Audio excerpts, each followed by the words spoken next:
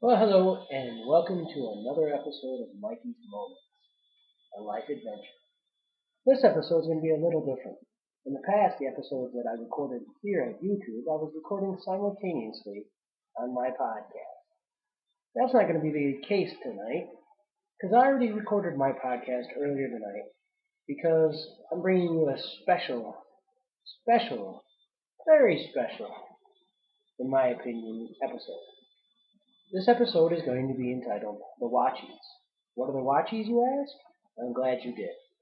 The Watchies are an award ceremony that me and my friends, who were on my podcast this evening, that's what made it special there, were we discussed what movies, well, we came up with our own awards.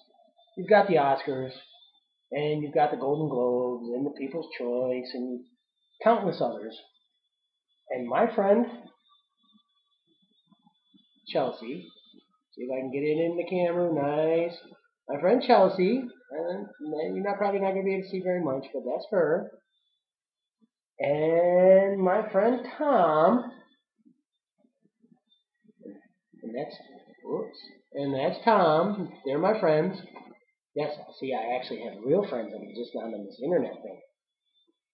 And we came up with an idea for an award ceremony. We call it the Watchies. Why the Watchies, you ask? Because the movies that we nominated were actually watched by actual people, not some of these crazy films you never heard of from the Academy Awards and so forth. And our criteria was simple. They had to be released from January to December of 2022, because this is the 2022 Watchies, and they had to make over $100 million domestic.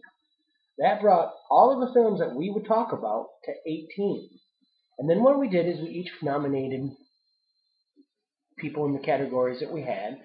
We discussed the nuances of whether or not they should be in it. Now, I'm going to put a link to my podcast. I think the podcast will be much better than this overview that I'm giving you. You can go in there, you'll be able to listen to what we talked about, you'll be able to understand the whole process. But I'm just going to give you a quick little, like I said, overview of what the podcast is about. And in the future, I might do some more episodes like that. So maybe this is my way of promoting my podcast. Hint, hint. It might also be a way of getting my YouTube a little more out there. And I do like my movies. I'm a movie buff, if you guys haven't figured it out. Pardon me. As my two dear friends are. They worked at movie theater, so a lot of their pay came from me.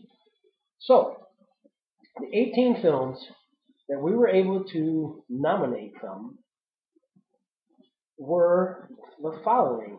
If I can bring it up, just give me a second here.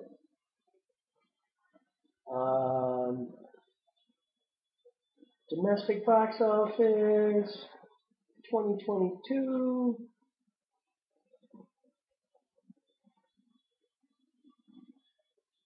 That's all time. We don't need all time. Well, actually, this is my show, so I'm not really going to tell you the 18. I'm just going to jump right into it. If that means that much to you, you can go to the website, the numbers, look up domestic for 2022, and you'll see the 18 films. So, let's dive right into it like we did in the podcast. The first one we went with was Best Supporting Actress. And our nominees were Joey King for Bullet Train, Sophia Ali for Uncharted, and Danana Guru for Black Panther Wakanda Forever. We had a deep discussion, and we bounced back and forth. We wanted to put a couple more people in, but we didn't. We decided 3 was enough, and we went with Joey King for Bullet Train.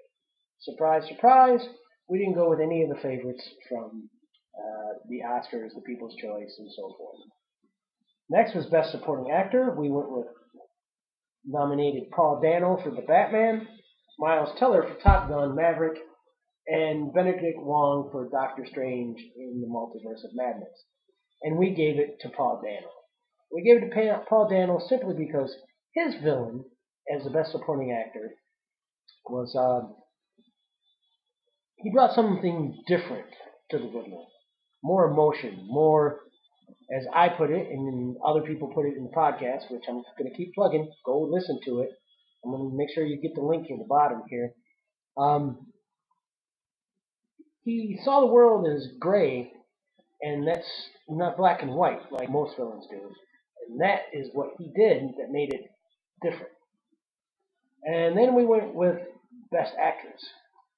We went with Black Panther, Wakanda Forever, Sandra Bullock for The Lost City, and Elizabeth Olsen for Doctor Strange in the Multiverse of Madness.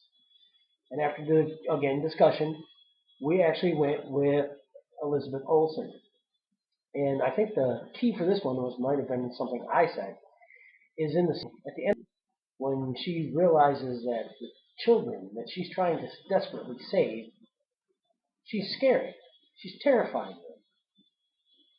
And suddenly she just breaks down and realizes she can't be a villain anymore. She was meant to be something more. So we went with that. Best Actor, this was probably our most heated discussion. We had Tom Hanks for Elvis, Brad Pitt for Bullet Train. Now, a lot of people wonder why Tom Hanks for Elvis. Because if you really look at the film, yes, it's called Elvis, but the movie is really Colonel Tom Parker's story. And it would be very similar to how Jack Nicholson got nominated for the Joker for Best Actor, even though the film was about Batman. So we actually gave the award to Tom Holland because he has knocked it out of the park as Spider-Man in every part of the MCU. And in this one, again, very much like Elizabeth Olsen's portrayal, when he's at that point after his aunt dies and he's like, look, I don't want to be a hero anymore. I don't care about you guys. Go back to your world. This isn't my problem. And then at the end of the movie, he realizes it is his problem. And he tells the doc, hey, just erase me. And he lives with that. And you felt that moment. And so we went there. Best Director, Ryan Coogler, Black Panther. Wakanda Forever, Matt Reeves for The Batman, and David Lynch for Bullet Train. We went with Ryan Coogler. Why? Because unlike the Academy, we like to award people who deserve it, not for 2 or 4 years later for something else they did, but for the film they actually did. And this film, not as good as the original Black Panther, but as Tom points out in my podcast, if you go listen to it, that Ryan Coogler makes movies with a certain point of view. But it's like, hey, this is the ride, buy a ticket, you decide whether or not you like it.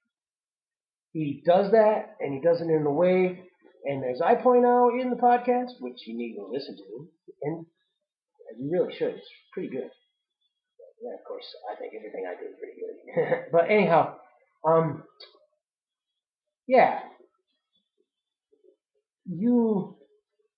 there's action in that movie, but it's not the action that drives you.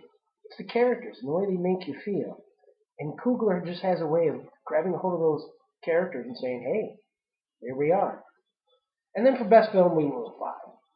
And the 5 were Doc Strange and the Multiverse of Madness, Bullet Train, Spider-Man No Way Home, Black Panther, and surprisingly, Lightyear. I think we decided on Lightyear because, like I said, there was only 18 movies to choose from. We needed a 5th one.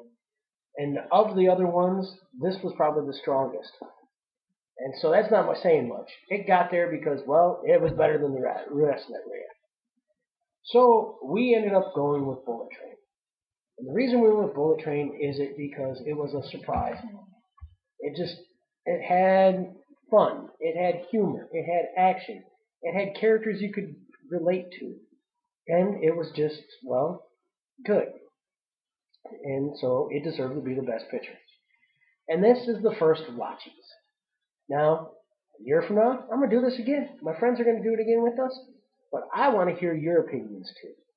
So keep an eye on the movies that make over 100 million this year. Throw in your nominees. Throw them out there early. Give us something to talk about. Because you see, movies are amazing. And yes, I understand the Academy does what it does because it's the Academy. And the Golden Globes and the foreign press and all that. And they're going to go with the artsy movies and They're going to try to show that they're reaching out beyond the box office. But in the end, the box office is dry. So the MCU hasn't become so big because it wins awards. It's become so big because it wins people. So I'm going to take a few minutes here now to be, well, me. And if you have ever listened to Mikey, you'll know I'm always going to be me. During COVID, the movie theaters closed down. And this crushed me. Most of my life, since that time I was 18 or so, I've spent almost every weekend in a movie theater. There were some weekends where I'd spend 2 or 3 days there. Movies are an escape for me. Movies are a way of life. There's something temporal about them. You go into a movie, and for that 2, 3, whatever long that movie is, you're part of that group. And that group might be different every time, even though you're the same person. You might be seeing something for the first time, even though you've seen the movie several times. Good example, Independence Day came out. I saw it on the 3rd, the 4th, the 5th, and the 7th. I saw it 4 times in like 5 days. Because I loved it. It was a great movie to me. It was part of the escapism I needed. So when COVID came and the movies closed down, it was a rough time for me. I missed the movies. I missed the social setting. And it honestly is probably part of the reason COVID was so tough on me. And I had a lot of problems. And I had a lot of emotional things. And when the movies opened back up and I could go to them, even in a small setting, I felt like a huge weight had been lifted off my chest. And the fact that a lot of these streaming services are streaming in the same day, they don't realize that they're taking opportunities away from the audience. Yes, I understand in this fast-paced, crazy world we live in nowadays, people want the ability to stay home and sit in their own home and sitting around their comfort. But when those lights go down and that film starts to run and those previews are done, there's something magical about it. And I think the Academy and the Golden Globes don't award enough of that magic. And they worry too much about the hype, too much about the pomp and circumstance, and not enough about the people. The actors, the directors, the costume artists, the editors, yes, they all get their awards. But you know who don't get the awards? You and me. Because we've already been awarded. We've been awarded with the film. We've seen performances that bring us tears. We've seen performances that bring us laughter. We've seen films that make us question. We have seen the art form. So, yeah, this may seem like a silly award, but I'm going to see if I can't make it grow. You know why? Because I think the Watchies might be onto something. Because they're just back about the moments of magic. And when you're making money, that's magical for the company, yeah, because they're capitalists. But it's also magical for the people. Because they're on that roller coaster. They're enjoying those moments. They're laughing with their brothers and sisters. They're laughing with their parents. They're laughing with their friends, their chosen family. They're making plans to go to the movie, go out to dinner, buy that bucket of popcorn that cost $40. But you know what? You're going to find that time. You're going to find that money because of that magic moment. So I hope you do take the time to go listen to the podcast. I think it's a little more in-depth, a little more taken. This is just, as I said, try to film them at the same time. Next year, maybe I'll be a little better. Maybe I'll film it, even do a live broadcast. This whole new corner of the internet that's mine is new. Still iron out the kinks, but I enjoy it because I hope I can be entertaining.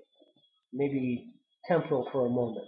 Take somebody's mind and make them smile or laugh or go, man, this guy's an idiot. And jump my shit in the comments. That's fine. And I kind of like that. It's called debate. Debate brings around change. Maybe we'll get a better format for the Watchies. Maybe next year we'll have a trophy. Maybe this year I'll send something to the winners. You know, swag bag with some spam in it. You know, who knows? But like I said, I'm going to give you the link to the podcast. Thanks to Chelsea. Thanks to Tom for coming on and doing this with me. Um, Hopefully next year we'll get them on camera. Maybe we'll do special events during the year, featurettes, you know. And just remember, you got life moments. And for me, a lot of my life moments have been in a movie theater. And they're going to continue to be in a movie theater. So any of these proponents who want the movie theaters to go away, you can kiss Mikey's butt. Because you know what? I don't want those movie theaters to go away. If anything, I want them to grow. In my town, we still have a drive-in. Yeah, a drive-in. It's damn what fun to go in there, too. A little nostalgia. Actually, one of the things I'm thinking about is doing quick reels and maybe start giving my own opinion on the new movies I go see. Give me a suggestion whether or not you'd like to see that. So this is Mikey, as always, saying take care and thanks for watching.